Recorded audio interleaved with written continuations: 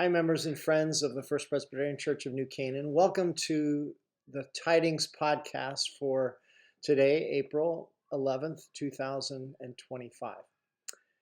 There's often an overlap with Passion Week and Passover, and this year, Palm Sunday, April 13th, begins the Passion Week, and Passover begins before sundown on Saturday, April 12th, and ends after nightfall on April 20th, which is Easter Sunday.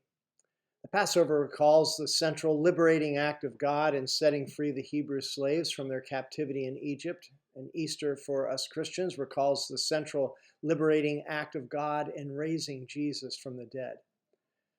One essential part of both stories is the unsavory fact of the shedding of innocent blood.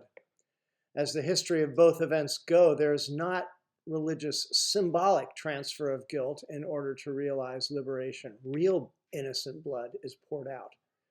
And I have often wondered why foundational freedom, goodness, truth, justice, beauty requires such costly sacrifice. We Christians believe the God of the Exodus is the same God embodied in the life, death, and resurrection of Jesus. The events of Holy Week and Easter are the ultimate expression of God's taking upon God's self the sins of the world to bring forgiveness and open the way for reconciliation and redemption. The Apostle Paul, in one of the most astonishing statements of the New Testament, asserts, in Christ, God was reconciling the world to himself, and even more shockingly claims, for us, God made him who knew no sin to become sin, so that we might become the righteousness or justice of God. The events of both the Passover and Holy Week also remind us how stubborn, duplicitous, selfish, and hard-hearted we humans can be, even in the face of suffering. For it was Pharaoh who would not relent, but insisted on maintaining a system of injustice and oppression. Only when judgment was meted out on the firstborn of his own people did he relent and let the Hebrew slaves go. But even then he sought revenge, and his soldiers faced a watery death in pursuit.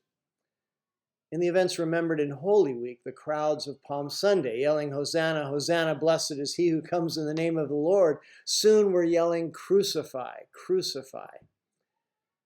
Yes, both stories remind us of human brokenness and evil, yet of God's desire for wholeness and shalom, best defined as the way it's supposed to be. In this coming week, we remember then God's grace is at work even in the midst of the dark forces of our world's death and destruction. And the good news is, as real as they may be, the forces of death and destruction will not have the last word.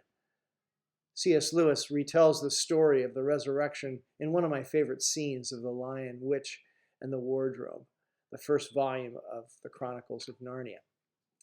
Edmund, one of the children central to the Chronicles of Narnia, betrays his friends to the wicked White Witch. And Aslan, the Lion King, sacrifices himself for Edmund because, according to the deep magic of Narnia, a traitor must forfeit their life to the White Witch. Aslan is sacrificed on the stone table by the witch, and all seems lost.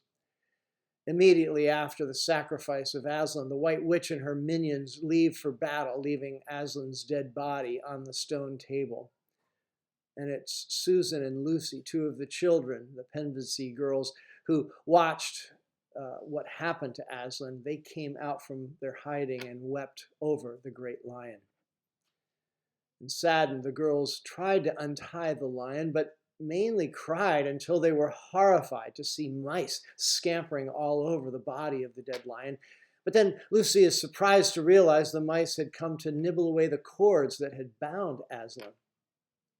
And the mice left as dawn arrives, and as Susan and Lucy walk around aimlessly, the first rays of sunshine break in the sky, and they heard a deafening crack. And as they turn around, the stone table has been broken in half, and Aslan is gone. Lucy asked if this was more magic, and a voice, a deep voice behind her, answered her, telling her that it was indeed more magic. And it was Aslan, alive and well. And they rushed to greet him, with Susan asking him if he was a ghost.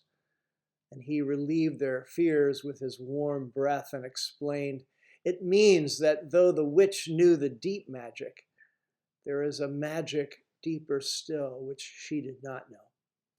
Her knowledge goes back only to the dawn of time, the lion Aslan explained to them.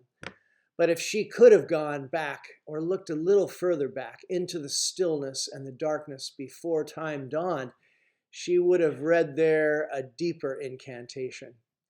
She would have known that when a willing victim who had committed no treachery was killed in a traitor's stead, the table would crack and death itself would start working backwards. And the story goes on to tell the eventual victory over the death-dealing forces of the White Witch.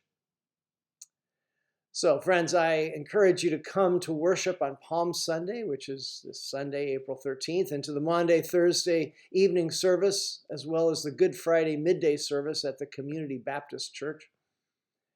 These services all provide a meaningful way to prepare for Easter celebrations the following Sunday, April 20th. We'll have a Easter sunrise service at 7 o'clock and our normal, anything but normal. It'll be an extraordinary celebration at 10 o'clock, celebration of the resurrection. And as you move through this Holy Week, consider the different incantation of self-giving love.